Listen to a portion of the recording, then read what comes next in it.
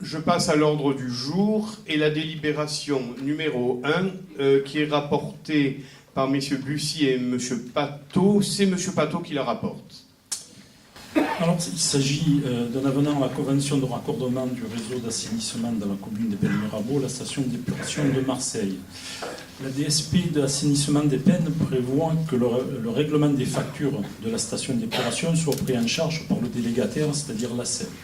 Nous avions pris une délibération le 17 décembre 2013 à ce sujet. Or, la convention signée avec MPM prévoit que les factures soient adressées à la commune. Donc, nous prenons ce soir un avenant pour que, à la convention donc avec MPM, pour que les factures puissent être adressées à la commune ou à la SEM, son délégataire. Voilà, c'est purement administratif, puisque on ne pouvait pas, la CUM ne pouvait pas facturer directement à la SEM, donc il faut qu'elle facture à la commune, et c'est pour ça qu'on fait cette modification de délibération. Des questions, des remarques? Oui, une, deux, Madame Cheffaut, Madame Battini, pardon. Alors moi, ma question, puisqu'on parle d'assainissement, c'est l'occasion ou jamais, c'est que les Pénois aujourd'hui ne s'y retrouvent plus sur leurs factures. Alors concernant le coût, enfin le prix de l'assainissement en septembre 2013, le prix du mètre cube était facturé 0,71, enfin 0,750 euros le mètre cube. Et en septembre 2014, le coût de l'assainissement du traitement des eaux usées démontre un coût de 1,006 € le mètre cube, soit un écart de plus 0,29 centimes d'euros par mètre cube. Alors pouvez-vous nous donner une explication claire et simple pour que les Pénois comprennent cette hausse de tarifs, parce que ce sont eux qui payent la facture? Alors, nous avons tenu une commission pour préparer cette délibération dans laquelle vous n'étiez pas. On vous a reçu un début de semaine avec M. Bussy, où pendant 1 heure, on vous a donné des explications, mais je peux vous redonner des explications si vous le souhaitez, en sachant que ce sont des sujets qui sont très complexes et qui ne sont pas facilement compréhensibles, facilement. Alors, concernant l'assainissement, la section 2 donc, est raccordée à la station d'épuration de Marseille, MPM, et MPM a renouvelé son contrat de DSP pour l'assainissement. Ce nouveau contrat est entré en vigueur au 1er janvier 2014. Cette opération s'est accompagnée d'une modification à la hausse du tarif du traitement des rejets des Pennes-Mirabeau. Cette hausse a été uniformisée sur l'ensemble des abonnés, section 1 et section 2. Donc, si on prend les chiffres, au 31/12/2013, la part du délégataire des Pennes-Mirabeau, c'est-à-dire la SEM, en euros au mètre cube, était de 0,715, et au 1er janvier 2014, il passe à 0,956. Ce qu'il faut noter, c'est que la part de la collectivité des Pennes-Mirabeau en euros et en mètre cube n'a pas évolué. Donc, c'est exclusivement le traitement des eaux usées par la station Géolide qui a notifié donc, cette augmentation donc, pour l'assainissement.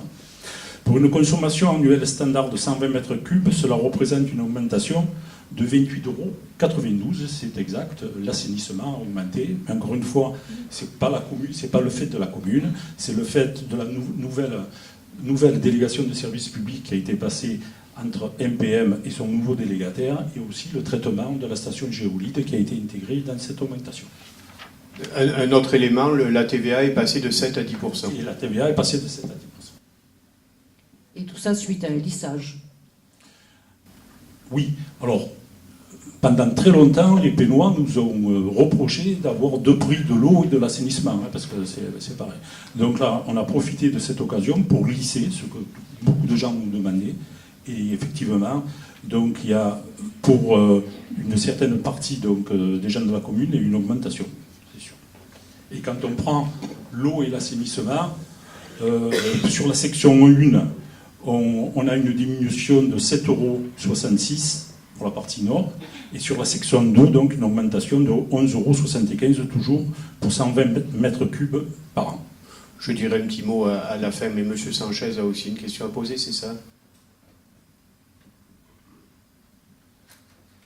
Oui, donc j'ai lu l'avenant, là, et la surtaxe des frais de gestion de Marseille-Provence Métropole Marseille-Provence Métropole, pour laquelle vous avez milité, entraîne un coût supplémentaire que les Pénois ne payaient pas avant.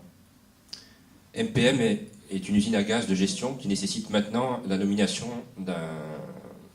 Là, c'est plutôt une usine à eau, mais enfin...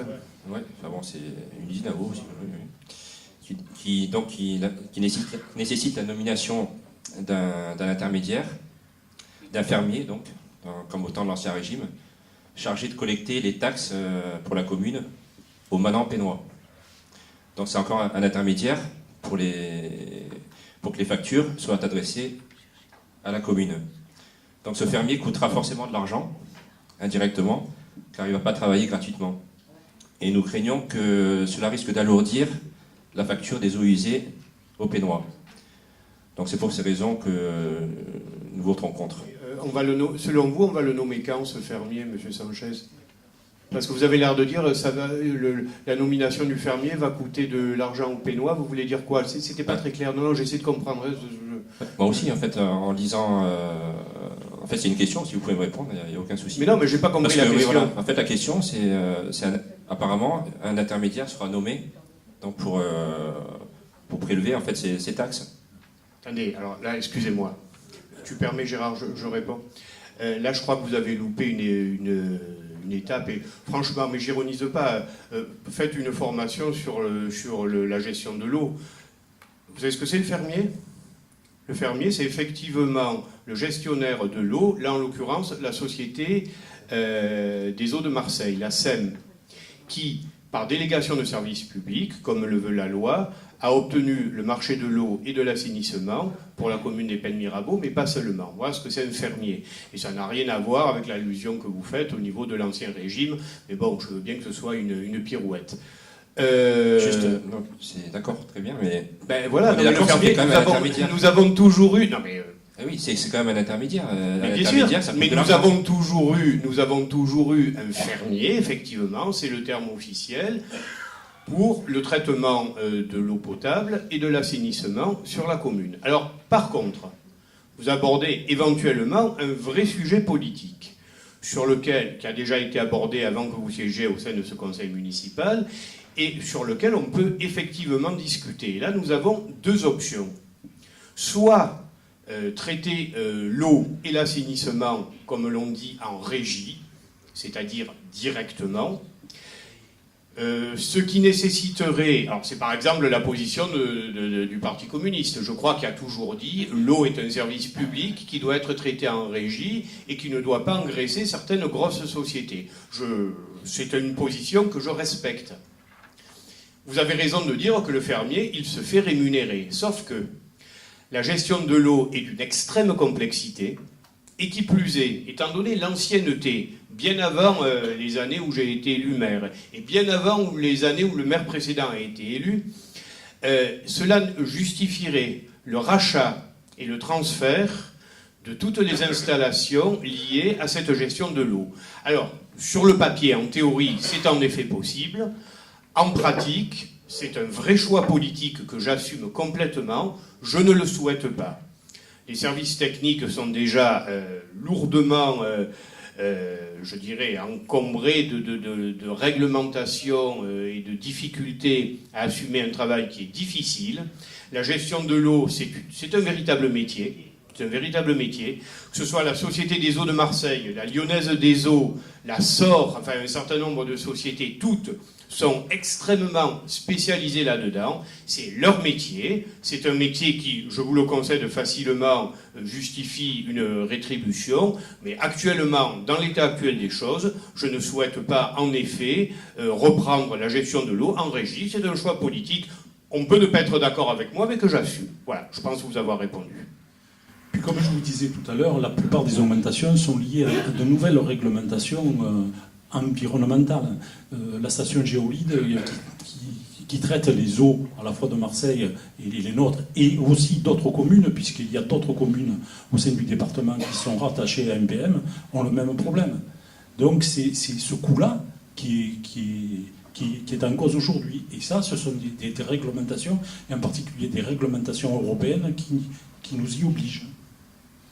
Et en plus, comme on n'habite ni Évian ni Contrexéville et qu'on n'a pas de production propre d'eau, dans tous les cas, il faudrait bien l'acheter à quelqu'un. Donc aujourd'hui, on l'achète au canal de Marseille, donc je ne vois pas à qui on pourrait l'acheter à d'autres.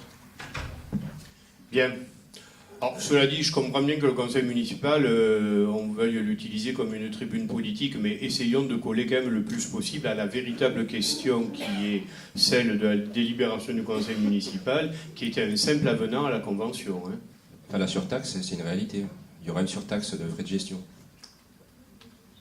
Mais Oui, le fermier, pour reprendre l'expression que visiblement vous n'avez pas vraiment compris, se fait effectivement la rémunérer. surtaxe. Oui, mais il y était avant. La surtaxe de Bien MPM, sûr. justement. De frais de gestion de MPM. Mais elle a toujours eu lieu. Elle a toujours eu lieu. Sauf Puisqu'il y avait avant deux le PM. sections, comme vous l'a expliqué M. Pateau. La section 1 et la section 2. Bien sûr qu'il y a toujours eu cette surtaxe. Je vais même vous dire, j'ai été en audition devant la Chambre régionale des comptes, parce que dans les années 90, j'étais pas maire, il y avait eu justement, je ne sais plus exactement sur quoi porter la difficulté, mais c'était lié effectivement aux deux sections. Et cela dit, la Chambre régionale nous avait donné quitus. Je crois qu'il faudra, une fois pour toutes, faire une note aussi synthétique et simple que ce soit, parce que, comme tu l'as rappelé, le problème de gestion de l'eau est d'une extrême complexité, pour que chaque fois on ne revienne pas dessus. Oui, la gestion de l'eau a un coût, que ce soit en régie ou que ce soit en passant par un fermier. Bien, je mets aux voix. Qui est pour? Qui est contre? 3 contre. Qui s'abstient? 2 abstentions.